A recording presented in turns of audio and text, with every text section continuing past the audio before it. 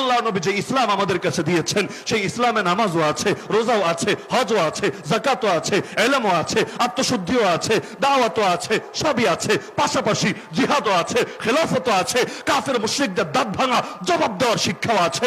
সুতরাং এই পুরো কোরআনই তো আমানত, নবীর পুরো আদর্শই তো আমানত। তো এখন নামাজের কথা বললে ভালো বলবা, রোজার কথা বললে ভালো বলবা, ইলমের দাওয়াত দিলে ভালো বলবা, আর আত্মশুদ্ধির কথা বললে ভালো বলবা, আর জিহাদের কথা বললে জঙ্গি বলবা, খেলাফতের কথা বললে উগ্রবাদী বলবা।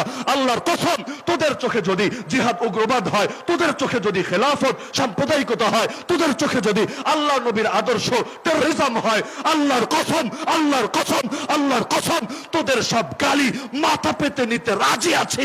যেই গালি মনে চায় সেই গালি দে, কিন্তু আমরা কোনো কিছুর বিনিময়ে নবীর কোন আদর্শ ছাড়তে রাজি না।